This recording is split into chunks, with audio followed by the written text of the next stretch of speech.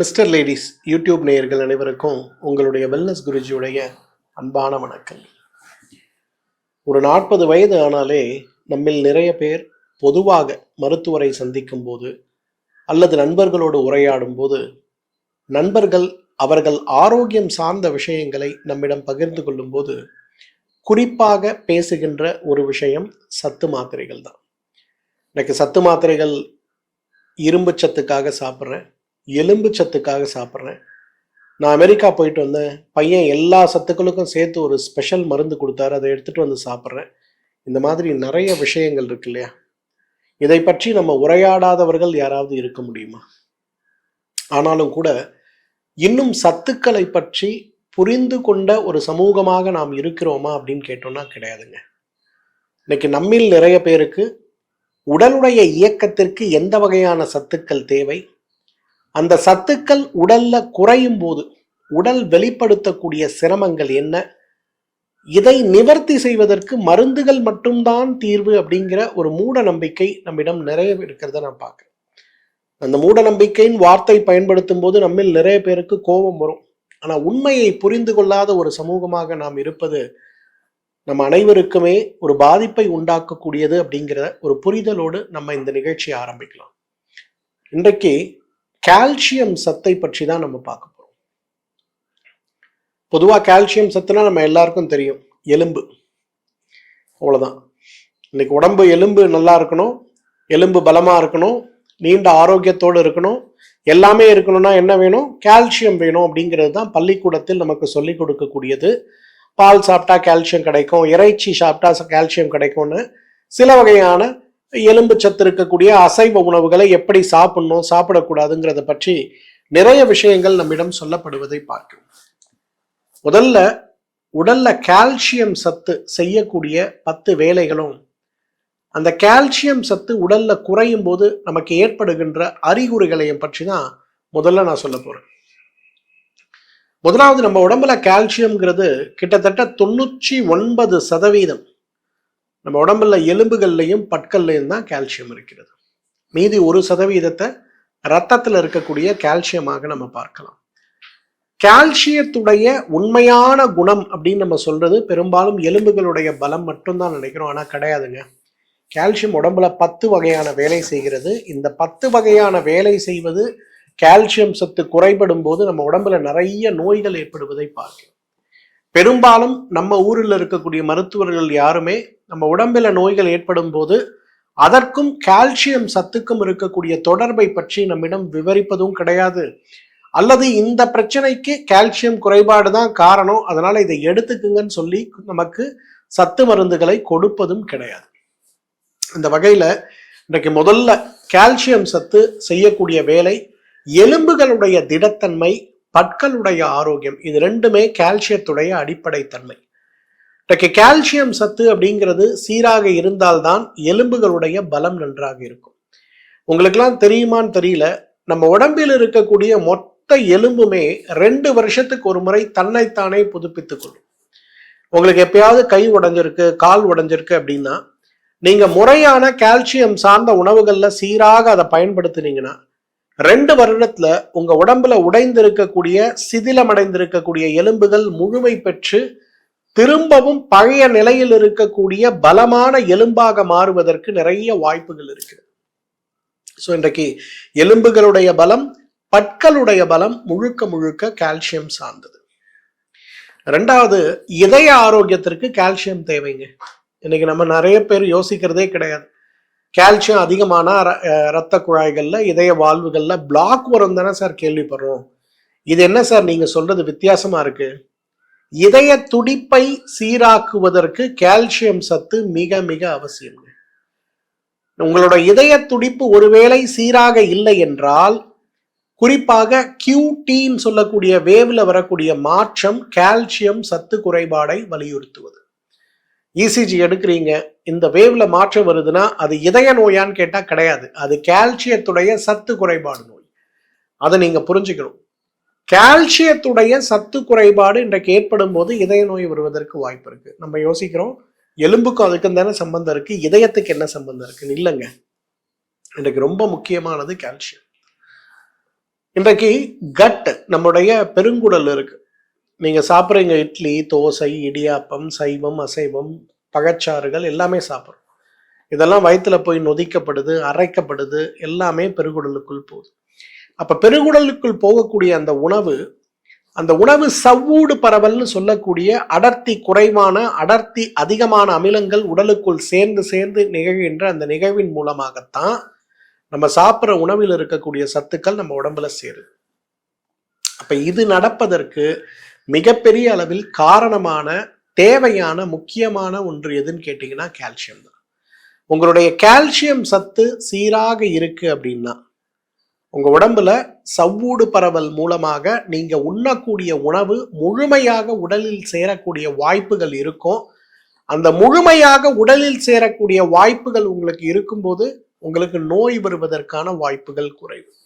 எவ்வாறு vitamin D சத்து இன்றைக்கு அடிப்படை மூலக்கூறாக நம்ம பார்க்கிறோமோ அதை போலவே செரிமானத்தின் போது உடலில் உருவாகின்ற அனைத்து சத்துக்களும் உடலில் சேருவதற்கு கால்சியம் தேவை.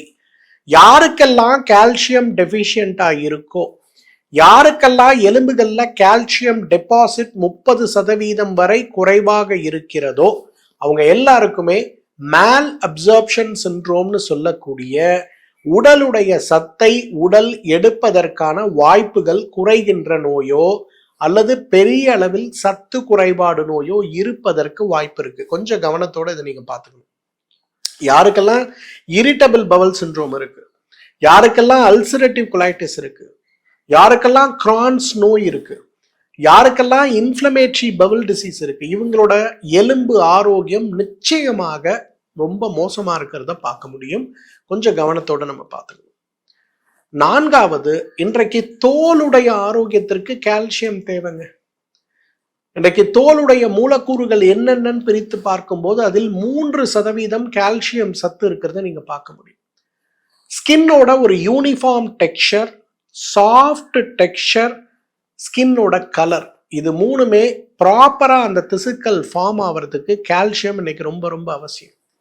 இன்னைக்கு யாருக்கெல்லாம் கால்சியம் குறைபாடு ஏற்பட போகிறதோ, ஏற்பட்டு கொண்டிருக்கிறதோ அவங்க அனைவருக்குமே நீங்க பார்க்கலாம் தோல் வறண்டு போய் கிடப்பதையும், தோல்ல ஏற்படுகின்ற அந்த உறைதல் அல்லது விரிசல்னு சொல்லக்கூடிய தோல்ல ஏற்படுகின்ற வெடிப்புகள் ஏற்படுவதற்கும், சதா சர்வ காலம் தோல்ல அரிப்புகள் ஏற்படுவதற்கும், தோல் வறட்சியாக இருப்பதற்கும், அந்த வறட்சியின் காரணமாக ஏற்படுகின்ற தேவையற்ற அரிப்பு சார்ந்த சிரமங்களுக்கும் மிகப்பெரிய மாற்றம் ஏன் ஏற்படுதுன்னா கால்சியம் குறைபாடு தான். நம்ம தோல் நல்லா இருக்கணும்னு ஏகப்பட்ட மாய்ஸ்சரைசர் எடுத்து உடம்பெல்லாம் பூசி குளிப்போம். ஆனா பாத்தீங்கன்னா உடம்புல குணமே இருக்காது, உடம்பு மோசமா தான் இருக்கும்.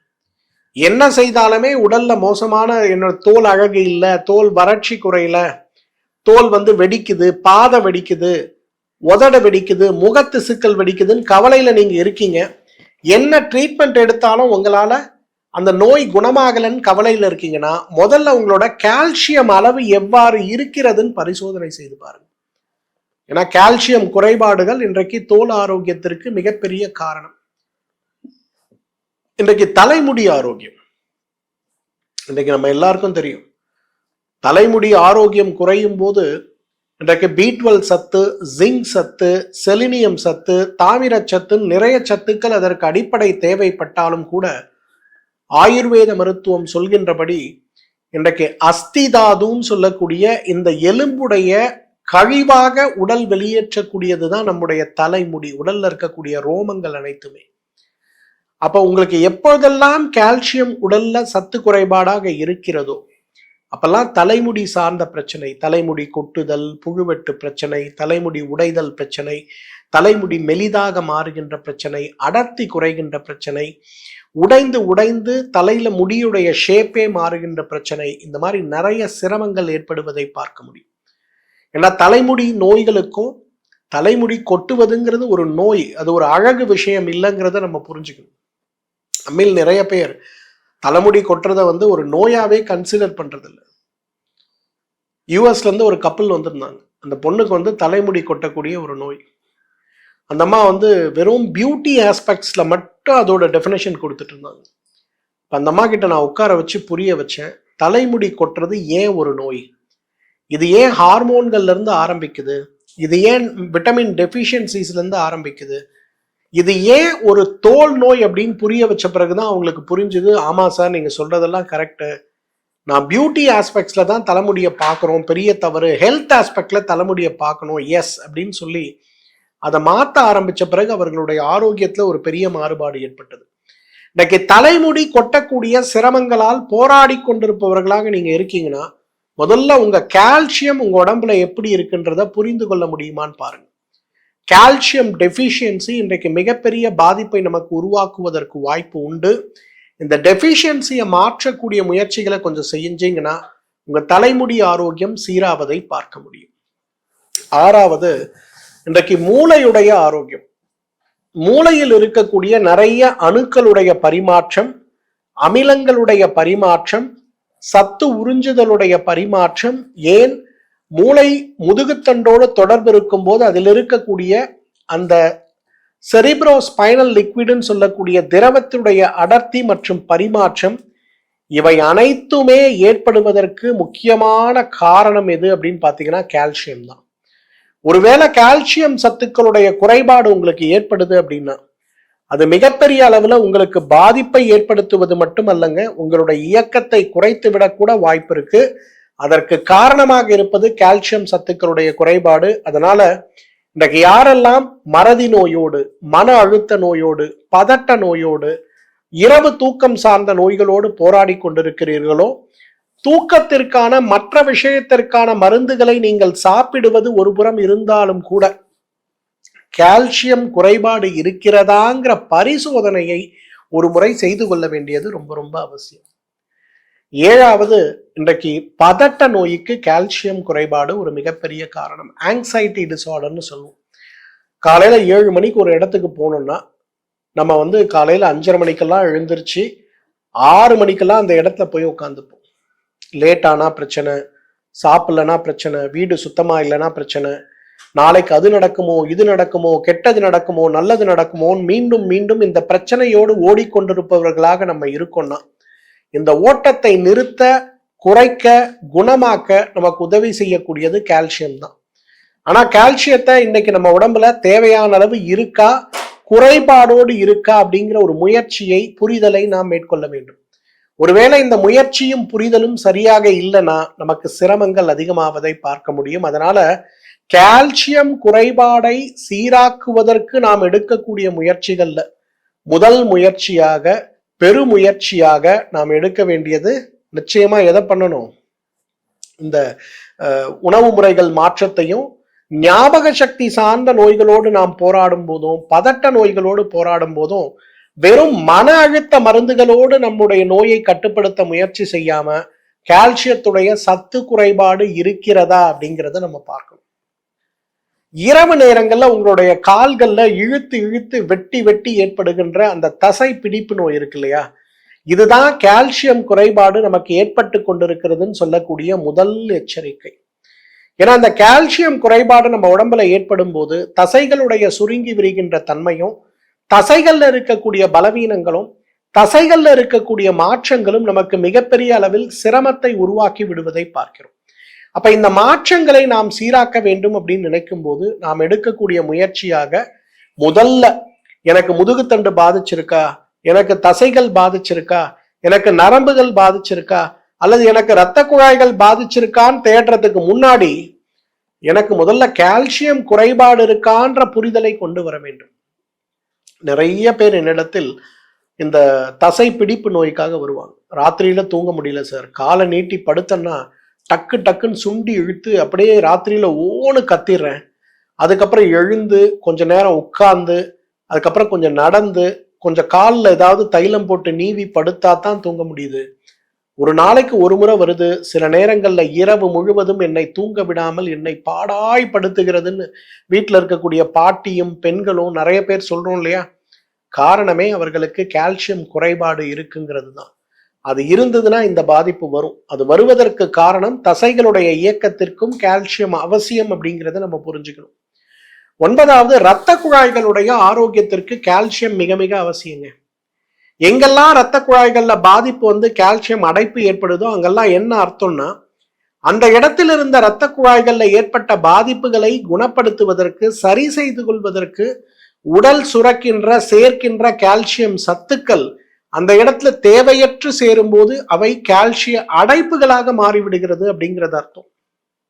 இன்றைக்கு இரத்த குழாய்களில் இருக்கக்கூடிய எபிதீலியல் செல்களுக்கும் அது சுரக்கக்கூடிய நைட்ரஸ் ஆக்சைடு மூலக்கூறுகளும் சீராக இருப்பதற்கு கால்சியம் சத்து மிக மிக அவசியம்.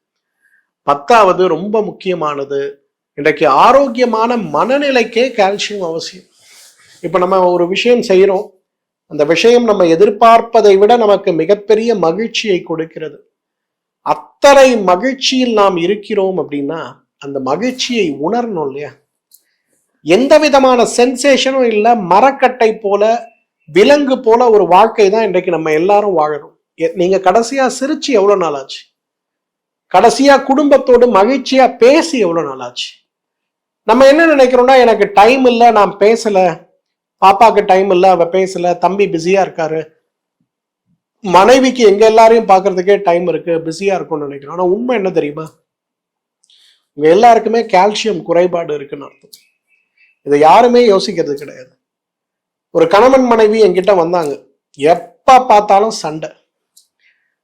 எந்த நிலைமையில வந்தாங்கன்னா, விவாகரத்து செஞ்சு விடலாம் அப்படிங்கிற நிலைமை. பொதுவா எனக்கு இங்க இருக்கக்கூடிய சில நீதியரசர்கள்லாம் அந்த மாதிரி விவாகரத்து வரும்போது, நீங்க போய் சார் கிட்ட ஒரு முறை பேசி கவுன்சிலிங் பண்ணிட்டு வாங்கன்னு சொல்லி எனக்கு அனுப்பி விடுவாங்க. அந்த மாதிரி அவங்க வந்திருந்தாங்க. இப்ப 2 பேரும் அவங்களோட பிரச்சனைகளை பத்திலாம் பேசி முடிச்ச உடனே நான் 2 பேருக்கும் ஒரு பிளட் டெஸ்ட் எழுதி கொடுத்தேன். அப்ப அந்த கணவன் ஒரு கம்பெனியில உயரிய பதவியில இருக்கவருக்கு அவர் அவ்வளோ கோபம் வந்துச்சு. என்னங்க, நாங்க ஒரு கவுன்சிலிங் வந்தோன்னா நீங்க 2 பேருக்கும் பிளட் டெஸ்ட் எழுதி கொடுக்குறீங்க அப்படின்னு. நான் சொன்னேன், இல்லைங்க, இதுக்கு ஒரு காரணம் இருக்கு. இதை அமிக்கபலா முடிக்கணுமா வேண்டாமாங்கிறது வேற விஷயம். ஆனா ஏன் வீட்டுல சதா சர்வ காலம் ஆர்கியூமெண்ட் இருந்து கொண்டே இருக்கிறதுங்கிற காரணத்தை முதல்ல புரியணும். ஒருவேளை அந்த காரணம் ஒரு உடல் சார்ந்த காரணமாக இருக்குன்னா அதை சார்ட் அவுட் பண்ணாலே உங்களுடைய விவாகரத்தை நாம் தவிர்க்க முடியும். அதை சார்ட் அவுட் பண்ணாம நீங்க இன்னொரு மனம் பண்ணாலும் கூட, மறுமணம் செய்தாலும் கூட, உங்க 2 பேரோட வாழ்க்கையிலையும் அமைதி இருக்காது. மெடிக்கலா இந்த ப்ராப்ளத்தை நம்ம அப்ரோச் பண்ணலாம் அப்படின்னு சொல்லி 2 பேருக்கும் அட்வைஸ் பண்ணிட்டு எடுக்க சொன்னேன். 2 பேரும் போயிட்டு வந்தாங்க. 2 பேருக்கும் பார்த்தீங்கன்னா ஆஸ்டியோபோரோசிஸ். வெறும் 40 வயதுல எலும்புகள்ல பலமே இல்லை. அவங்களுக்கு நான் புரிய வச்சேன், கால்சியம் சத்து எப்படி மகிழ்ச்சியை கொண்டு வரும், உணவுல நீங்க என்ன செய்யணும் செய்யக்கூடாது, எப்படி எல்லாத்தையும் விவரிச்சு சொல்லி அந்த நீதியரசர் அவருக்கும் கூப்பிட்டு சொன்ன, இது உடல் பிரச்சனை தானே தவிர மன பிரச்சனை கிடையாது, ஈகோ பிரச்சனை கிடையாது, குடும்பத்துல எந்த விதமான சண்டை சச்சரவும் வருவதற்கு வாய்ப்பு இல்லை. 3 மாசம் நான் கொடுக்குற மருந்துகளையும் நான் கொடுக்கக்கூடிய உணவு முறைகளையும் உடற்பயிற்சிகளையும் டீடாக்ஸும் அவங்க ஒழுங்கா பண்ணட்டும். 3 மந்த்ஸ் கழிச்சு நீங்க கேளுங்க, ஸ்டில் அவங்க விவாகரத்து வேணும்னா நீங்க ப்ராசஸ் பண்ணுங்க சார், இது ஒரு ரிக்வஸ்ட் சார் அப்படின்னு. சரி அப்படின்னாங்க. 3 மாசம் கழிச்சு, யூ டோன்ட் பிலீவ், 2 பேரும் போய் எங்களுடைய விவாகரத்தை நாங்க வாபஸ் வாங்கிக்கிறோம்னு சொல்லிட்டு திரும்பி வந்தாங்க. யோசிச்சு பாருங்க, ஒரு ஆயுர்வேத மருத்துவனாக, ஒரு ஆயுர்வேத மருத்துவம்ங்கிறது ஒரு மனிதனுக்கு ஏற்படுகின்ற நோய்கள், ஒரு உடல் நோயோ மனநோயோ சமூக நோயோ எப்படி இருந்தாலும் எவ்வாறு அதை நாங்க புரிஞ்சுக்கிறோம், எவ்வாறு அதை குணப்படுத்த உதவி செய்யறோங்கிறது புரியுதா உங்களுக்கு? இன்றைக்கு எத்தனை பேர் நம்முடைய குடும்பத்துல கணவன் மனைவி சண்டை போட்டுட்டு இருக்கோம், எத்தனை பேரோட குடும்பத்துல அமைதியின்மை இருக்கு. ஆனா யாருமே இதை ஒரு சத்து குறைபாடு சார்ந்த நோயாக பார்க்காததுனால இன்னைக்கு நம்ம குடும்பம் சமூகமே ஒரு மகிழ்ச்சியற்ற நிலையில கவலையில திகைத்து கொண்டிருக்கிறோம் இல்லைங்களா? இன்னைக்கு மகிழ்ச்சி வேணும்னா முதல்ல உங்களோட கால்சியம் எப்படி இருக்குன்னு செக் பண்ணுங்க. ஒருவேளை கால்சியம் குறைபாடு இருக்குன்னா அதை சரி பண்றதுக்கு முயற்சி பண்ணுங்க. உங்களுடைய ஆரோக்கியம் மீட்டெடுத்து விடுவதை பார்க்க முடியும். ஸோ இன்றைக்கு கால்சியம் சத்து செய்யக்கூடிய 10 வேலைகள் பார்த்தோம். கால்சியம் சத்து குறைஞ்சதுன்னா நம்ம உடம்புல என்ன ஆகும்? 5 அறிகுறிகளை நான் சொல்லித்தரேன். முதல் அறிகுறி நான் சொல்ல வேண்டியதே இல்லை, எலும்புகளில் ஏற்படுகின்ற வலி. மூட்டு வலி கிடையாது, எலும்பு வலி. பொதுவா எலும்பு வலி 2 நோய்கள்ல பெருசா நீங்க பார்க்கலாம். 1 சர்க்கரை நோய், கட்டுப்பாடற்ற சர்க்கரை நோயில எலும்புகளுடைய வலி இருக்கும். 2வது சத்து குறைபாடு, கால்சியம் சத்துடைய குறைபாடுல இது வருவதை பார்க்க முடியும். 2வது பற்கள் உடைந்து போவது. நீங்க சும்மா ஒரு உறுதியான ஒரு பட்டாணி எடுத்து வாயில போட்டு கடிச்சிங்கன்னா பட்டாணி உடையதோ இல்லையோ பல்லு உடைஞ்சு போறதை பார்க்க முடியும். இதுதான் 2வது, பல்லு உடைஞ்சு போகும். சும்மா நீங்க சாப்பிடும் போதே பல்லு தூள் தூளாகும். திடீர்னு சாப்பிட்டுட்டு இருக்கும் போதே ஒரு பல்லு கழண்டி கீழே விழும். வலி இருக்காது, எதுவும் இருக்காது, தானா உதிரும். ஒரு 6 மாத காலத்துல, 1 வருட காலத்துல பாத்தீங்கன்னா 5 பற்கள் 4 பற்கள் தானாகவே பொலபொலவென்று கொட்டி போய்விடும். இது கால்சியம் ரொம்ப மோசமா இருக்குன்னு நமக்கு சொல்லக்கூடிய அறிகுறி. 3வது நகங்கள் அண்ட் தலைமுடி. நகங்களுடைய நிறமாற்றம், நகங்களுடைய அமைப்பு மாற்றம், நகங்கள் உடைந்து போகக்கூடிய நகங்களாக இருப்பது, தலைமுடி கொட்டுவது, உடைவது, இது எல்லாமே கால்சியம் சத்து குறைபாடாக இருக்கிறது அப்படின்னு நமக்கு சொல்லக்கூடிய அறிகுறிகள். 4வது மன அமைதியின்மைங்க. இன்றைக்கு கால்சியம் குறைஞ்சதுன்னா ரெஸ்ட்லெஸ்னஸ் இருக்கும், ஆங்ஸைட்டி இருக்கும், தூங்க முடியாது உங்களால. BP normal, sugar normal, heart normal, kidney normal, cholesterol normal, இன்னைக்கு உடம்புல எல்லா பாராமீட்டர்ஸும் நார்மல், என்னால் தூங்க முடியல அப்படின்னா முதல்ல போய் உங்களோட போன் டென்சிட்டியை செக் பண்ணுங்க. உங்க போன் டென்சிட்டி குறைவா இருக்கும். உங்க போன் டென்சிட்டியை நீங்க செக் பண்ணுங்க, உங்களால தூங்க முடியும். தூக்கமின்மை மிகப்பெரிய நோயின்னு நம்ம சொல்றோம்ல, இந்த நோய் மிகப்பெரியதாக இருப்பதற்கு காரணம் உங்க உடம்புல இருக்கக்கூடிய கால்சியம் சத்து குறைபாடு. இன்னைக்கு யாரெல்லாம் தூக்கமின்மையோட இருக்கீங்க, எவ்வளோ டாக்டரை பார்த்துருப்பீங்க, எவ்வளோ தூக்க மருந்து பண்ணியிருப்பீங்க, எதுவும் யூஸ் இல்லை. இல்லை தூக்க மருந்து சாப்பிட்டாதான் தூக்கம் வருது, இதுல இருந்து நான் வெளியில வரணும், என்ன பண்ணணும்? ஃபர்ஸ்ட் கால்சியம் டெஃபிஷியன்சி இருக்கான்னு சொல்லக்கூடிய டெக்ஸா ஸ்கேன் பண்ணுங்க, அப்போ உங்களுக்கு என்னங்கிறது தெரியும். 5வது, இந்த கால்சியம் குறைபாடு இருந்ததுன்னா கடுமையான உடல் சோர்வு இருக்கும். காலையில எழுந்திருக்கும் போது ஏண்டா எழுந்துக்கிறோங்கிற அளவுக்கு உடம்புல சோர்வு இருக்கும். நாள் ராத்திரி 8 மணிக்கே படுத்தாச்சு, காலையில 8 மணிக்கு தான் எழுந்துக்கிறோம். இன்னும் 1 மணி நேரம் படுக்கலான்னு இருக்க அளவுக்கு சோர்வு இருக்கக்கூடிய இன்றைக்கு எல்லா குழந்தைகளும் ஞாபகத்துல வச்சுங்க, கால்சியம் குறைபாடு 40 வயது 50 வயதுல ஏற்படணும்னு அவசியம் இல்லைங்க. 10 வயது 12 வயது குழந்தைக்கு கூட இன்னைக்கு ஏற்படும். இன்னைக்கு ஸ்கூல் போக முடியாம, காலையில எழுந்துக்க முடியாம இருக்க எல்லா குழந்தைகளையும் நீங்க கூட்டு போய் அவங்களோட கால்சியத்தை செக் பண்ணுங்க, நிச்சயமா குறைவா இருக்கிறத பார்க்க முடியும். 16 வயதாகிறது, 12வது பரீட்சை, ரொம்ப கஷ்டப்பட்டு ப்ரிப்பேர் பண்ண வேண்டிய டைம்ல இந்த பையன் ஸ்கூலுக்கு கூட போகாம உட்கார்ந்துட்டு ஒரே கலாட்டா, தூங்கிட்டே இருக்கான், மொபைல் பார்த்துட்டே இருக்கான். எவ்வளவு பேரை நீங்க பாக்குறீங்க? கால்சியம் சத்தை செக் பண்ணுங்க, இது ரொம்ப ரொம்ப இம்பார்ட்டன்ட். இதெல்லாம் நம்ம செய்யாம இன்றைக்கு தூக்கமின்மை சார்ந்த பிரச்சனை இதெல்லாம் வருதுன்னா ஏன் கூட நம்ம பார்க்காம இருக்கோம் இல்லையா? இதெல்லாம் மாற்ற முடியுமா அப்படிங்கிறத பார்க்கணும். கால்சியம் சத்து குறைபாடு நம்ம உடம்புல ஏற்பட்டிருக்குன்னா 3 நிலைகள் அது ஏற்படுவதை பார்க்க முடியும். ஃபர்ஸ்ட் நிலை ஆஸ்டியோபீனியா, 2ஆம் நிலை ஆஸ்டியோபோரோசிஸ், 3ஆம் நிலை முழுமையான சத்து கால்சியம் இழந்து போய் உடல் சந்திக்கக்கூடிய சிரமங்கள். ஆஸ்டியோபீனியாங்கிறது சாதாரணமா நம்ம டெக்ஸா ஸ்கேன் பண்ணும் போதே தெரியும், கால்சியம் நம்ம உடம்புல அடர்த்தி எவ்வளவு குறைவா இருக்குன்றது. ஆஸ்டியோபோரோசிஸ்ங்கிறது அடர்த்தி மிகுந்து குறைந்து போயிருக்கக்கூடிய நிலை. 3ஆம் நிலை வரும்போது எலும்புகள்லாம் ஆல்ரெடி உடைய ஆரம்பிச்சிடும். ஸோ 3 ஸ்டேஜஸ்ல பார்க்குறோம். கூன் விழுவது, கை கால்களோட அமைப்பு மாறி போறது, கால்கள் நேரா இருக்க கால்கள் இப்படி வளைஞ்சு போறது, இது எல்லாமே கால்சியம் குறைபாடுனால ஏற்படுறது. இதுல ஒரே ஒரு விஷயம் நீங்க புரிஞ்சுக்கணும். இன்னைக்கு நீங்க போய் ஒரு பிளட் டெஸ்ட் பண்றீங்கன்னு வச்சுங்களேன், உங்க கால்சியம் 8 இருக்கு அல்லது 9 இருக்குன்னா டாக்டர் சொல்வாரு, எப்பா உனக்கு கால்சியம் தான் 9 இருக்குல்ல, உனக்கெல்லாம் கால்சியம் குறைபாடு ஒன்றும் இல்லை, நீ நல்லா தான் இருக்கப்போ அப்படிம்பாரு. இதுல பெரிய கேட்ச் என்ன தெரியுமா? நம்ம உடம்பு என்ன பண்ணோம்னா, உங்களுக்கு எப்பயாவது கால்சியம் டெஃபிஷியன்சி ஆகுதுன்னா உங்க எலும்புல டெபாசிட் பண்ணி வச்சிருக்கக்கூடிய கால்சியத்தை உறிஞ்சி எடுத்துரும். பாராதைராய்டுன்னு ஒரு ஹார்மோன் இருக்கு, தைராய்டோட சேர்ந்து இருக்கக்கூடிய பாராதைராய்டு. இந்த பாராதைராய்டோட வேலையே ரத்தத்தில் இருக்கக்கூடிய கால்சியத்துடைய சதவீதத்தையும், கால்சியம் உடம்புகள்ல எலும்புகள்ல பற்கள்ல போய் சேருவதற்கான அந்த ஒரு ஆற்றலையும் வழிமுறையையும் வழி நடத்துவதுதான் பாராதைராய்டு. இப்போ உங்க உடம்புல ரத்தத்துல கால்சியம் குறையுது, ஏன்னா எலும்பு மட்டும் கால்சியத்தோட வேலை இல்லை, நான் சொன்ன மாதிரி நிறைய வேலைகளை செய்யறதுக்கு கால்சியம் தேவை. அப்போ இந்த பாராதைராய்டு என்ன பண்ணோம்னா அதோட அளவுல இருந்து கொஞ்சம் அதிகமா சுரந்து உங்க எலும்புல இருக்க டெபாசிட்டை கரைச்சி ரத்தத்துக்கு கொண்டு வந்துடும். அப்போ உங்களுக்கு எலும்புகள் பலவீனமாகி கொண்டே போகும். ஆனா உங்க உடம்புல பிளட்ல பார்க்கும்போது உங்களோட கால்சியம் லெவல் நார்மலா இருக்கும். அப்ப நமக்கே ஒரு குழப்பம் வரும், உடம்பு சொல்லக்கூடிய அறிகுறிகளை பார்த்தா கால்சியம் டெஃபிஷியண்டா இருக்குன்னு சொல்றோம், ஆனா ரத்தத்துல பார்த்தா நார்மலா இருக்கே, அப்போ உண்மையிலே எனக்கு கால்சியம் குறையுதா இல்லையாங்கிறத நான் எப்படி கண்டுபிடிக்கிறது? அதுக்கு தான் டெக்ஸா ஸ்கேன் சொல்லக்கூடிய ஒரு ஸ்கேன். அந்த ஸ்கேன் நம்ம பண்ணோம்னா உச்சந்தலையிலிருந்து உள்ளங்கால் வரை பெரிய எலும்புகளுடைய சேர்க்கை, சிறிய எலும்புகளுடைய அடர்த்தி எல்லாத்தையும் நம்ம கண்டுபிடிக்க முடியும். இதை கொண்டுதான் இன்றைக்கு கால்சியம் டெபிஷியன்சி நமக்கு இருக்கா இல்லையான்னு புரிஞ்சுக்க முடியும். ஆனா ஒரு ஆயுர்வேத மருத்துவனா உங்க நாடி பார்த்தாலே போதும், உங்களுக்கு கால்சியம் சத்து எப்படி இருக்கிறது, எலும்புகளுடைய பலம் எப்படி இருக்கிறது, உடலுடைய வாதத்துடைய தன்மையை கொண்டு இதை நாம் புரிந்து கொள்ள முடியும். சரிங்க சார், நீங்க சொல்றீங்க கால்சியம் டெபிஷியண்டா இருக்கு, ஓகே. இப்ப இந்த டெபிஷியன்சியை மாத்துறதுக்கு நம்ம என்ன பண்ணலாம்? 5 உணவுகள், 5 பழங்கள், 5 வாழ்வியல் முறைகள், இதை நான் உங்களுக்கு சொல்லித்தரேன். ஃபர்ஸ்ட் உணவுகள்.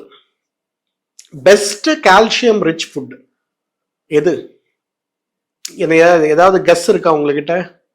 உங்க மனசுல என்ன வருது? முதல்ல கால்சியம் ரிச்னா என்ன வருது? எல்லாம் கீரைகளை சொல்லுவீங்க, அசைவ உணவு சொல்லுவீங்க. ஆனா உண்மை என்ன தெரியுமா? எள்.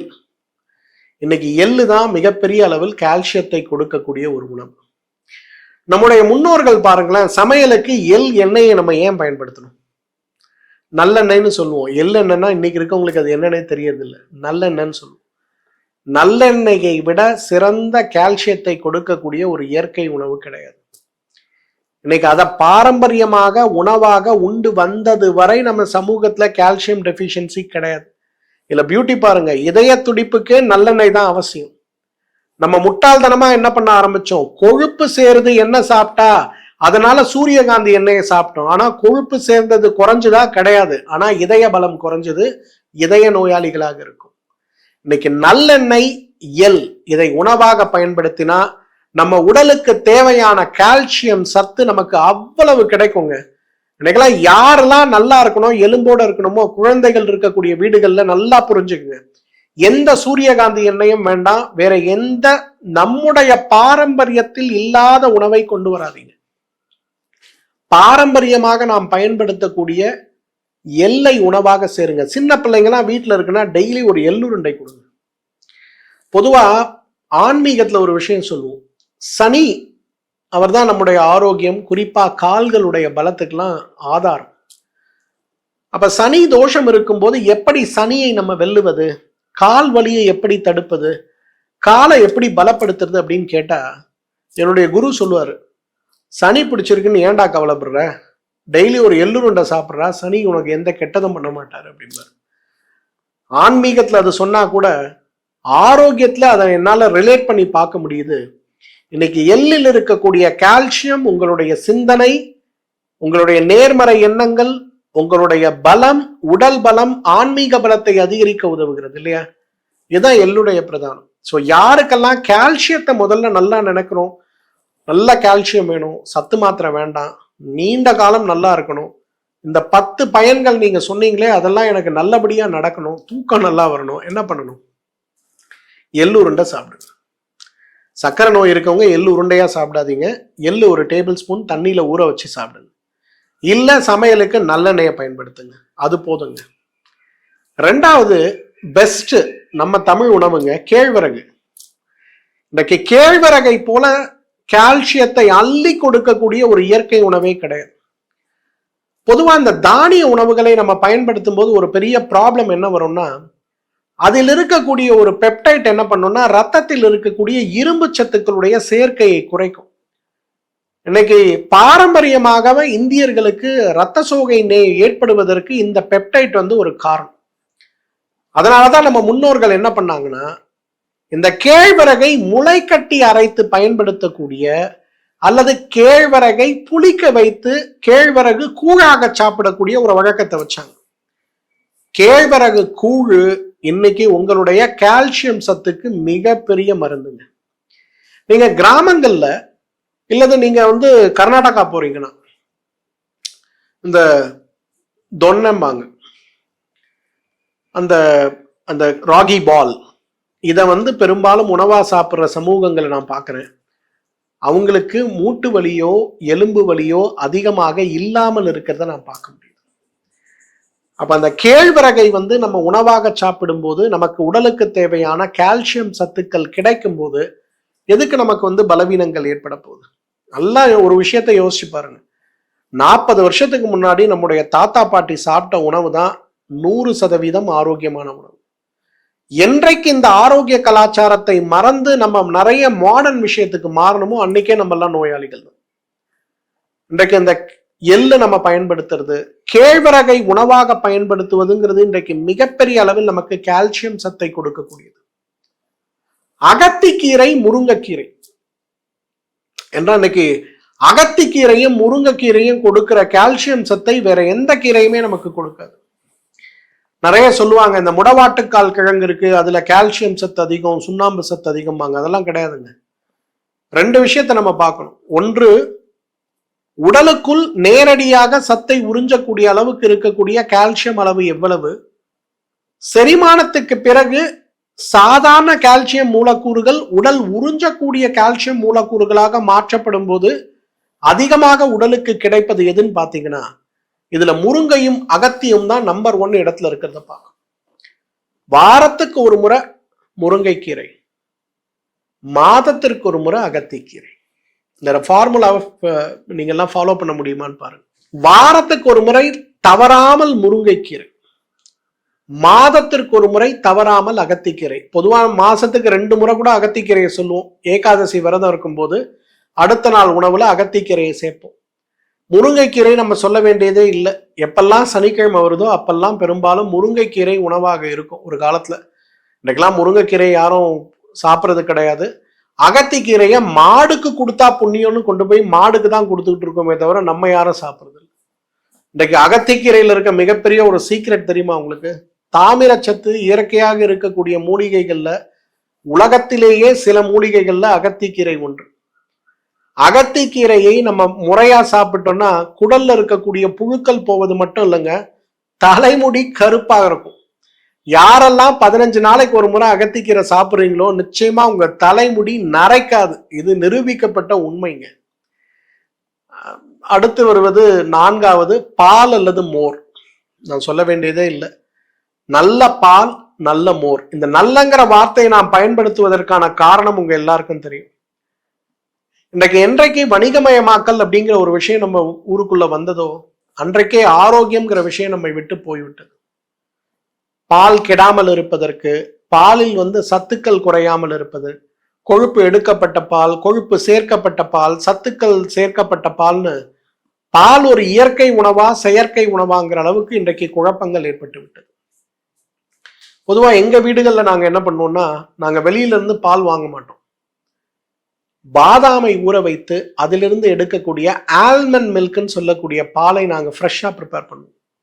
இன்னைக்கெல்லாம் அமேசான், பிளிப்கார்ட்லாம் நீங்க போனீங்கன்னா எப்படி நம்ம மிக்சர் விற்குதோ அதே போல ஒரு 50 கிராம் பாதாம மிக்சியில போட்டு தேவையான அளவு தண்ணி போட்டு ஒரு சுவிட்ச் ஆன் பண்ணீங்கன்னா 15 நிமிஷத்துல உங்களுக்கு எந்த கலப்படமும் இல்லாத இயற்கை பாதாம் பால் கிடைக்கிறத பார்க்க முடியும். இதுல காஃபி போடலாம், இதுல டீ போடலாம், இதுல உர ஊத்தி தயிர் பண்ணலாம், இதை அரைச்சி மோரா பண்ணலாம், இதிலிருந்து கிடைக்கக்கூடிய வெண்ணெயை உருக்கி நெய்யாக கூட சாப்பிடலாம். அந்த அளவுக்கு அந்த பாதாம்ல இருந்து, ஆல்மண்ட்ல இருந்து கிடைக்கக்கூடிய பால் இன்றைக்கு பசுவிலிருந்து கிடைக்கக்கூடிய வணிகமயமாக்கப்பட்ட பாலை விட 100 மடங்கு நல்ல பால் நமக்கு கிடைக்கும். இதை நீங்க பயன்படுத்தலாம். அல்லது மோருங்க. இன்றைக்கு மோரை விட சிறந்த கால்சியம் கொடுக்கக்கூடிய ஒரு உணவு இருக்காங்கிறது கேள்விக்குறிதான். நம்ம ஊர்ல பாரம்பரியமாக ஒரு உணவு இருக்குன்னா அந்த உணவு ஏன் பாரம்பரியமாக இருந்தது, எவ்வளவு ஆரோக்கியத்தை கொடுத்ததுங்கிற ஒரு கேள்வியை நாம் யாருமே கேட்பது கிடையாது. ஆனா உண்மையை சொல்லணும்னா மோர் இன்றைக்கு மிகப்பெரிய அளவில் நம்முடைய ஆரோக்கியத்தை மேம்படுத்தக்கூடிய உணவு அப்படிங்கிறது கொஞ்சம் நம்ம கூர்ந்து ஆராய்ந்து பார்த்து தினசரி உணவில் சேர்க்க ஆரம்பித்தா போதும். சரி, நீங்க டெய்லி கால்சியம் மாத்திரை சாப்பிடணுமா இல்ல ஒரு கிளாஸ் மோர் குடிக்கணுமா? இந்த சாய்ஸ் உங்களோடது. ஏன்னா இதை நீங்க சரியா செஞ்சீங்கன்னா பிரச்சனையே வராது. அடுத்து புளித்த உணவுகள். பொதுவாக நம்முடைய பாரம்பரிய உணவுகள்ல பாத்தீங்கன்னா இட்லி மாவை நம்ம புளிக்க வச்சுதான் சாப்பிடுறோம். அதே போல பாலை உறை ஊற்றி தயிராக மாற்றி புளித்து சாப்பிடுறோம். ஊறுகாய் இட்டு புளித்து சாப்பிடுறோம். இந்த மாதிரி புளித்த உணவுகள் அனைத்திலேயுமே கால்சியம் சத்து அதிகம். ஜப்பான்ல பாத்தீங்கன்னா நம்ம ஊர்ல ப்ரிப்பேர் பண்ற மாதிரி அவங்க என்ன பண்ணுவாங்கன்னா புளிக்க வைக்கப்பட்ட காய்கறிகள்னு சொல்லுவோம். இந்த வெள்ளரிக்காய், கேரட்டு, அவங்க ஊர்ல கிடைக்கக்கூடிய சில காய்கறிகள்லாம் என்ன பண்ணுவாங்கன்னா சின்ன சின்ன துண்டா வெட்டி நல்லா ஒரு பாட்டில் எடுத்துட்டு அந்த பாட்டிலில் 3/4 பாகம் தண்ணீர் போட்டு கொஞ்சம் உப்பு போட்டுட்டு இந்த காய்கறியை உள்ள போட்டு மூடிடுவாங்க. தலைகீழ பண்ணி அப்படியே வச்சிருவாங்க. 15 நாட்கள் 20 நாட்கள் ஆகும்போது பார்த்தீங்கன்னா அது புளித்து போய் ரொம்ப சுவையோடு இருக்கும். வார்த்தை அதை நான் நிறைய முறை சாப்பிட்ருக்கேன். இப்போ உங்ககிட்ட பேசுறேன், அதை நினைச்ச உடனே எனக்கு நாக்கில் எச்சி ஊறுது. அந்த உணவை தினசரி சாப்பிடுகின்ற வழக்கம் ஜப்பானிய கலாச்சாரத்துல உண்டு. இன்று வரை பார்த்தீங்கன்னா எத்தனை ஆரோக்கியமாக அவர்கள் அனைவரும் இருப்பதற்கு இந்த உணவு ஒரு பெரிய காரணமாக இருக்கிறது அப்படிங்கிறது நிரூபிக்கப்பட்ட விஷயமாக இருக்கிறது. கலாச்சாரங்கள் இன்றைக்கு உங்களுக்கு கால்சியம் மாத்திரை தேவையா, அல்லது உங்களுக்கு புரோட்டீன் தேவையா, அல்லது உங்களுக்கு ஊட்டச்சத்துக்கள் தேவையானலாம் பார்க்கல. ஒரு மனிதன் ஆரோக்கியமாக வாழ்வதற்கு என்ன உணவு தேவைங்கிறத சொல்லி கொடுக்குறாங்க. அந்த உணவை நீங்க சரியா சாப்பிட்டாலே ஆரோக்கியமா இருக்கலாம். அப்ப கால்சியத்துக்கு நீங்க இதைத்தான் சாப்பிடணும் அதைத்தான் சாப்பிடணும் இல்லை. நீங்க ஒரு 10 வருஷத்துக்கு முன்னாடி உங்க குடும்பத்துல பாருங்களேன், எள்ளு நல்லெண்ணெய் இருக்கும், நல்ல பால் இருக்கும், வீட்டுல தயிர் மோறு நிறையவே இருக்கும், முருங்கைக்கீரை நிச்சயமா இருக்கும். நீங்கெல்லாம் எந்த கலாச்சாரத்துல இருந்தீங்கன்னு தெரியாது. எங்களுடைய கலாச்சாரத்துல எல்லாம் பாத்தீங்கன்னா ஏகாதசி விரதம் ரொம்ப முக்கியமானது. நாங்கெல்லாம் என்ன பண்றோமோ இல்லையோ, ஏகாதசி அன்னைக்கு வீட்டுல அடுப்பே கிடையாது. துவாதசி காலையில நல்ல ஒரு சாப்பாடு இருக்கும், அதுல அகத்திக்கீரை இருக்கும். எங்களுக்கெல்லாம் ஏகாதசி முடிஞ்ச அடுத்த நாளுக்கு எங்க வீட்டுல வேலையே, எங்க வீட்டுல இருந்து ஒரு 2 கிலோமீட்டர் தூரத்துல தான் அந்த அகத்திக்கீரை மரங்கள் வயல் ஓரத்துல நட்டிருப்பாங்க. காலையில 5:30 மணிக்கு யாராவது 2 பேர் பசங்களை கூப்பிட்டு எழுப்பி கையில 50 பைசா இல்ல ₹1 கொடுப்பாங்க.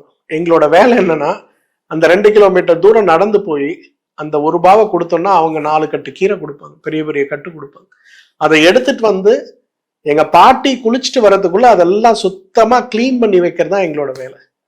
சமையல் ரெடி ஆகும், நல்லா சாப்பிடுவோம். அன்னைக்கு பாத்தீங்கன்னா லூஸ் மோஷன் இருக்கும். சனிக்கிழமை அன்னைக்கு பெரும்பாலும் மாலை நேரங்கள்ல இல்ல ஞாயிறு காலையில வயத்தால போக ஆரம்பிக்கும். அகத்திக்கீரையை சாப்பிடுகின்ற பழக்கம். அது போல புளித்த உணவுகள், கூழு, இன்னைக்கு கம்மங்கூழு, கேழ்வரகு கூழு, ஈவன் வெந்தயத்தை முளைக்கட்டி அரைத்து எடுக்கக்கூடிய பாலை புளிக்க வைத்து சாப்பிடுகிற உணவு, இதெல்லாம் நிறைய இருக்கும். இதெல்லாம் நம்முடைய பாரம்பரியமாக இருந்ததுனால தான் நம்ம பாட்டிக்கு எலும்பு தேய்மானம் வரல, தாத்தாக்கு எலும்பு தேய்மானம் வரல, நம்ம மட்டும் எலும்பு தேய்மானத்துல இருக்கும். ஸோ இந்த 5 வகையான உணவுகள் இன்றைக்கு கால்சியத்துக்கு ரொம்ப நல்லது. பழங்கள், என்ன பழங்கள்ல கால்சியம் சத்துக்கள் கூடுதலாக இருக்கிறது? முதலாவது நம்ம எல்லாருக்குமே தெரிந்தது, நம்ம எல்லாரோட ஃபேவரட் என்னது? அத்திப்பழம். இன்றைக்கு அத்திப்பழத்துல ஒரு பெரிய பியூட்டி என்னன்னா, உலர்ந்த நிலையில் இருக்கக்கூடிய அத்திப்பழத்துல கால்சியம் சத்து அதிகம். பச்சையாக ஈரமாக இருக்கக்கூடிய அத்திப்பழத்துல கால்சியம் சத்து குறைவு. இயற்கை பாருங்களேன் எவ்வளவு அழகாக நமக்கு ஒரு பொருளை கொடுக்குது.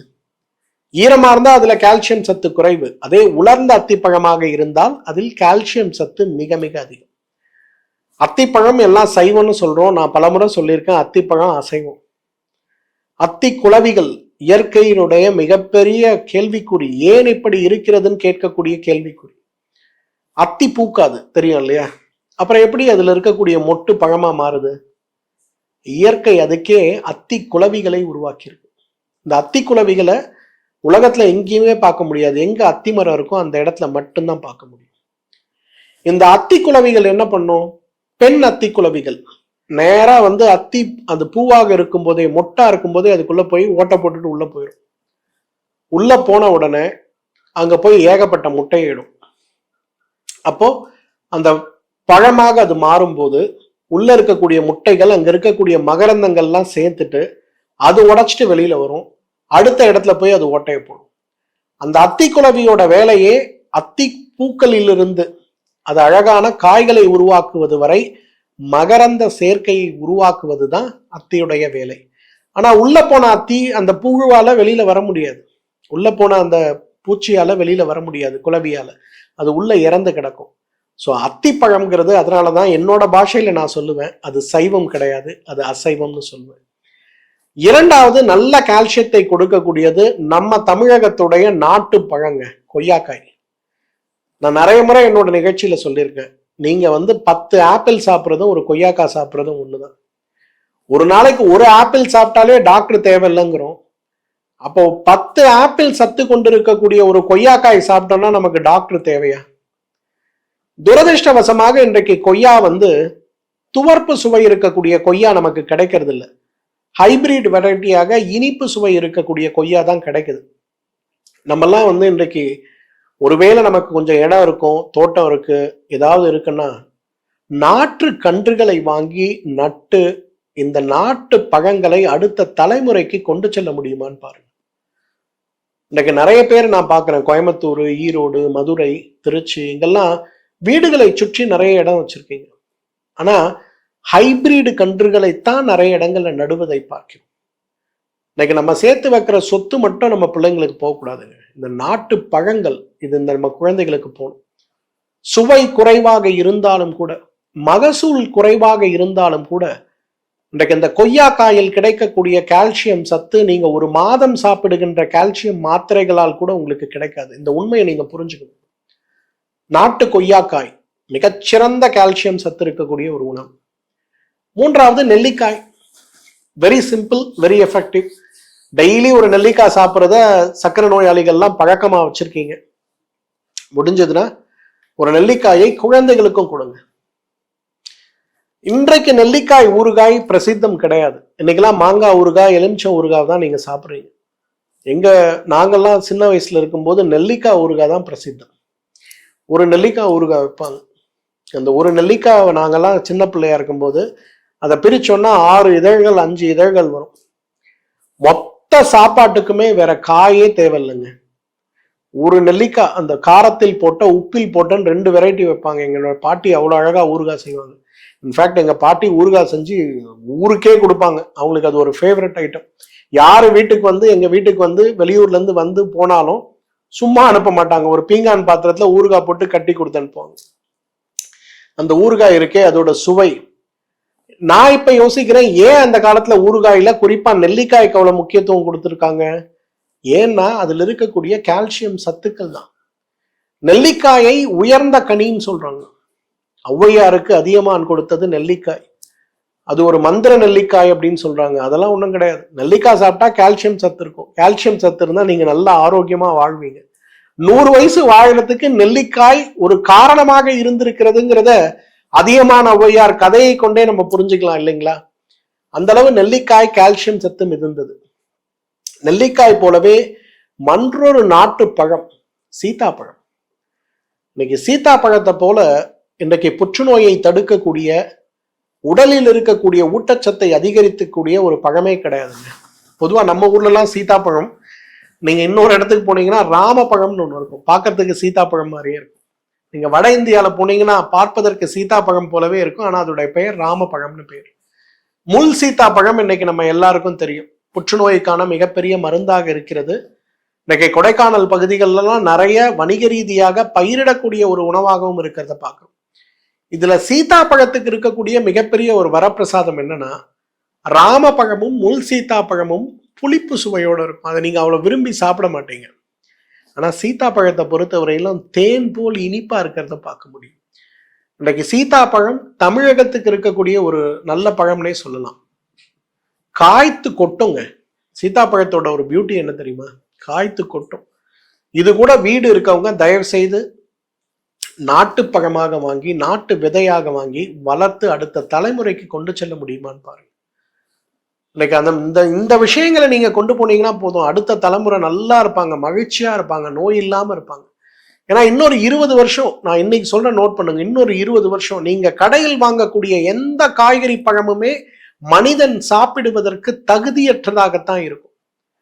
அதனால இன்னைக்கு யாரெல்லாம் 2 ஏக்கர் 5 ஏக்கர் இடம் வச்சிருக்கீங்களோ தயவு செய்து அதுல 1 ஏக்கர் இடத்துல இந்த மாதிரி நாட்டு பழங்களை, நாட்டு விதைகளை வாங்கி நட்டு அடுத்த தலைமுறைக்கு அந்த ஆரோக்கியத்துடைய முக்கியத்துவத்தை கொண்டு போங்க. இல்லைன்னா நம்ம ஆளுங்க வளர்ந்த பிறகு முதல்ல இடத்த விட்டு காசு சாப்பிட்டு போயிடுவான். அதோட இம்பார்ட்டன்ஸ் என்னங்கிறத சொல்லி கொடுத்து வளங்க. 5வது ஆரஞ்சு பழம். இன்னைக்கு ஆரஞ்சில் இருக்கக்கூடிய கால்சியம் சத்து மிக மிக உயர்ந்தது. ஆரஞ்சு பழம் போலவே கால்சியம் அதிகமா இருக்கக்கூடிய சுலபமான மற்றும் ஒரு உணவு எதுனா இளநீர். ஸோ இளநீர்ல இருக்கக்கூடிய கால்சியம் சத்தும் அபிரிதமானது. அப்ப 5 காய்கறிகள் கீரைகளை பார்த்தோம், 5 பழங்களை பார்த்தோம். இப்ப 5 பழக்க வழக்கங்கள் என்ன செஞ்சா கால்சியம் சத்துக்கள் அதிகம். ஃபர்ஸ்ட் உடலுடைய இயக்கம்ங்க. எந்த அளவுக்கு நீங்க ஆக்டிவா இருக்கீங்களோ அந்த அளவுக்கு உங்க உடம்புல கால்சியம் சத்துக்கள் நன்றாக ஊறுவதை பார்க்க முடியும். யாரெல்லாம் இயக்கமற்று இருக்கோமோ உங்க உடம்புல கால்சியம் சத்து குறையும். அப்ப நீங்க யோசிச்சு பாருங்க, உடம்புல கால்சியம் குறைவு, டாக்டர் சத்து மாத்திரை கொடுக்குறாரு. நீங்க பிசிக்கலா ஆக்டிவே இல்லாம அந்த மாத்திரைகளை சாப்பிட்றதுனால ஏதாவது பிரயோஜனம் உண்டா? ஆக்டிவா இருக்கணும், நடக்கணும், உங்களால முடிஞ்ச அளவுக்கு இயங்கணும். இயக்கம் கால்சியத்தை எலும்புகளில் சேர்க்கக்கூடிய முதல் முயற்சி. இரண்டாவது உறக்கம். இன்றைக்கு வாதத்தை அதிகரிக்கக்கூடிய எல்லா விதமான பழக்கங்களும் கால்சியம் சத்தை குறைக்கக்கூடிய. இன்னைக்கு யாரெல்லாம் ராத்திரியில சரியா தூங்காம இருக்கீங்களோ, என்ன விலையுயர்ந்த கால்சியம் மாத்திரைகளை ஊசிகளை இட்டாலும் கூட 1 கிராம் கூட எக்ஸ்ட்ரா உங்க உடம்புல கால்சியம் சேராது, நல்ல உறக்கம் இல்லை என்றால். ஸோ உறக்கத்திற்கு முக்கியத்துவம் கொடுங்க. யாரெல்லாம் நல்லா தூங்குறீங்களோ, பெரிய டயட் இல்லைன்னா கூட உங்க உடம்புல கால்சியம் நார்மலா இருக்கும். ஸோ அதுக்கு முக்கியத்துவம் கொடுங்க. மூன்றாவது எண்ணெய் குளியலுங்க. அதுவும் நல்லெண்ணெய் குளியல், விளக்கெண்ணெய் குளியல். இந்த 2 குளியல் இருக்கு பாருங்க. உங்க உடம்புல கால்சியம் சத்து குறையக்கூடாதுன்னா, நம்ம பிள்ளைங்க 10 வயசு 12 வயசு பிள்ளை இருக்காங்கன்னா சொல்லி சொல்லி வாரத்துக்கு ஒரு முறை எண்ணெய் தேய்ச்சி குளிக்க வைங்க. நீ இதை தேய்ச்சி குளிச்சாதான் உன் உடம்புல கால்சியம் சேரும், கால்சியம் சேர்ந்தா உனக்கு இந்த 10 பெனிஃபிட் கிடைக்கும், இது சொல்லுங்க. அப்பதான் பிள்ளைங்க செய்வாங்க. 40 வயசானா நீ நல்லா இருப்ப, 50 வயசானா உனக்கு முட்டு வலி வராது, இடுப்பு வலி வராதுன்னு சொல்லி சொல்லி குளிக்க வைங்க. அவ்வளவு பெரிய மாற்றம் ஏற்படுவதை பார்க்க முடியும். இன்னைக்கு எண்ணெய் தேய்த்து குளித்தலை விட சிறந்த ஒரு சிகிச்சை எலும்புகளை பலப்படுத்த, கால்சியம் சத்துக்களை பலப்படுத்த கிடையவே கிடையாது. 4வது அதை விட முக்கியமானதுங்க. இன்னைக்கு நம்ம எல்லாரும் செய்ய வேண்டிய முக்கியமான ஒரு விஷயம் என்னன்னா கழிவு நீக்கம். இப்ப நான் ஏற்கனவே சொன்ன மாதிரி உங்க உடம்புல எலும்பு சத்துக்களுடைய குறைபாடு இருக்கு அப்படின்னும் போது பாராதைராய்டு ஹார்மோன் அதிகமாக சுரந்ததுன்னா எலும்புகள்ல இருக்க சத்து வெளியில போயிடும்.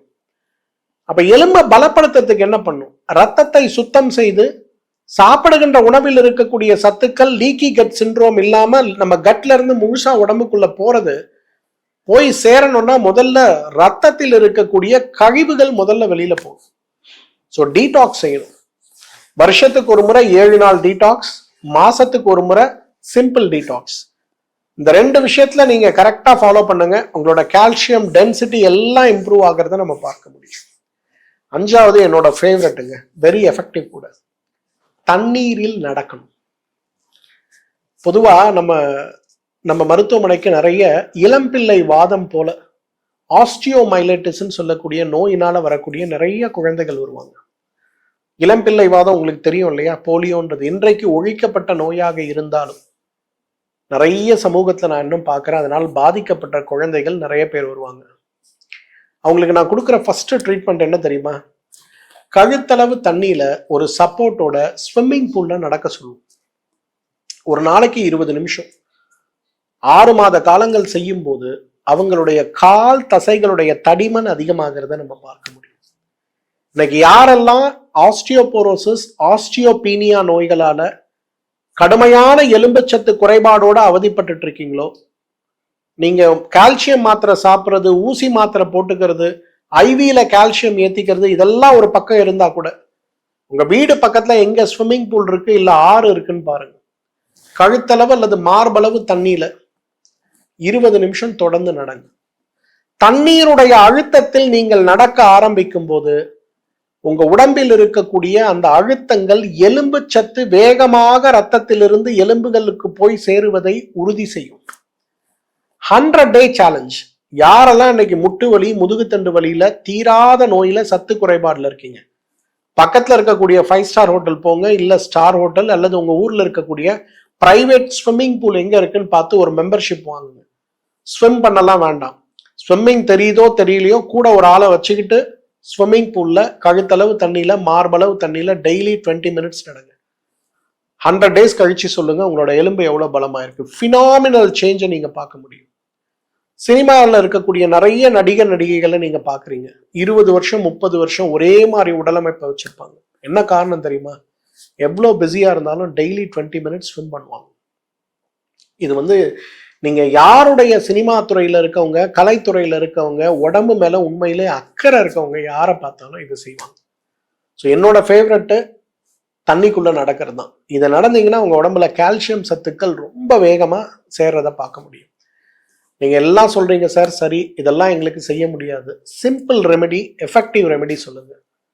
பர்ம தைலத்தை பயன்படுத்துறது தான். பர்ம தைலத்துடைய பயன்பாடுகளை பற்றி நிறைய முறை சொல்லியிருக்கேன்.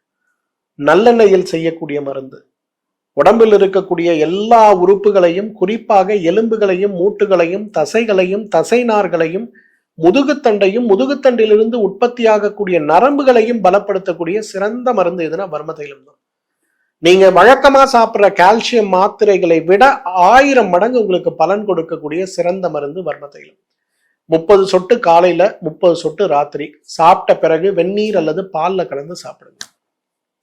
இந்த கால்சியத்தை பத்தி பேசணும்னா இன்னைக்கு ஃபுல்லா நம்ம பேசிட்டே இருக்கலாங்க. ஆனாலும் இன்றைக்கு நான் உங்களோடு பகிர்ந்து கொண்ட அடிப்படை தகவல்களை உங்களோட வாழ்க்கையில் இருக்கக்கூடிய சிரமங்களோடு கொஞ்சம் பொருத்தி பாருங்க. தூக்கம் இல்லாம இருக்கு, மகிழ்ச்சி இல்லாம இருக்கு, மனநோய்க்கான மருந்து சாப்பிட்றேன், ஜீரண மண்டலத்துக்கு மருந்து சாப்பிட்றேன், இரிட்டபிள் பவல் சிண்ட்ரோமோட போராடுறேன், இதுக்கெல்லாம் காரணம் என்னன்னு தெரியலன்னு திரும்ப திரும்ப தேடிட்டு இருக்கீங்கல்ல. ஒரு முறை டெக்ஸா ஸ்கேன் எடுத்து உங்க உடம்புல இருக்கக்கூடிய கால்சியத்துடைய சதவீதம் எப்படி இருக்குன்னு பாருங்க. ஒருவேளை குறைவா இருக்குன்னா உங்க வீடு பக்கத்தில் இருக்கக்கூடிய ஒரு ஆயுர்வேத மருத்துவரை, சித்த மருத்துவரை, யோக மருத்துவரை சந்தித்து உணவை கொண்டு, உடற்பயிற்சியை கொண்டு, தேவனா வர்ம தைலம் போல இருக்கக்கூடிய மருந்துகளை கொண்டு எவ்வாறு கால்சியம் சத்தை உடல்ல இயற்கையாக அதிகரிக்க முடியும்ன்ற முயற்சியை பண்ண முடியுமான்னு பாருங்க. நிச்சயமாக உங்களுடைய சிரமங்கள் வேகமாக குறைந்து போவதை நம்ம பார்க்க முடியும். இந்த வீடியோ சார்ந்த கேள்விகள், சந்தேகங்கள் ஏதாவது உங்களுக்கு இருக்குன்னா வீடியோவோட கமெண்ட் செக்ஷன்ல உங்களோட கேள்விகளை கேளுங்க. ஆனா எல்லாத்துக்கும் மேல யாருக்கெல்லாம் முடியுமோ 100 டே சேலஞ்ச் மறக்காம கழுத்தளவு அல்லது மார்பளவு தண்ணீர்ல கூட ஒரு துணையோடு 20 நிமிடம் தண்ணீருக்குள் நடந்து முடித்து 100 நாட்கள் கழித்து உங்களுடைய உடலுடைய பலம், மனதுடைய பலம், கால்சியம் சத்து குறைபாடால் உங்க உடம்பில் இருக்கக்கூடிய சிரமங்கள் எவ்வாறு தீர்ந்ததுங்கிறத தவறாம இந்த வீடியோவோட கமெண்ட் செக்ஷன்ல ஷேர் பண்ணுங்க. இந்த வீடியோவை உங்களோட கம்யூனிட்டியில, உங்களோட ஃப்ரெண்ட்ஸுக்கு, குறிப்பாக பெண்கள் நிறைய குழுக்கள் இருப்பீங்க, அதுக்கெல்லாம் இதை ஷேர் பண்ண முடியுமான்னு பாருங்க. இந்த வீடியோவை பார்த்துட்டு இருக்கக்கூடிய டீச்சர்ஸ் குழந்தைகளுக்கு இந்த வீடியோவை ஷேர் பண்ணி கால்சியம் சத்துக்களுடைய இம்பார்ட்டன்ஸ் என்ன, எலும்பை தவிர மற்ற விஷயங்கள்ல கால்சியம் சத்து எப்படி உதவுகிறது அப்படிங்கிறத கொஞ்சம் எல்லாருக்கும் இந்த நல்ல தகவல்களை கொண்டு செல்ல முடியுமான்னு பாருங்க. மீண்டும் சந்திப்போம். நன்றி, வணக்கம்.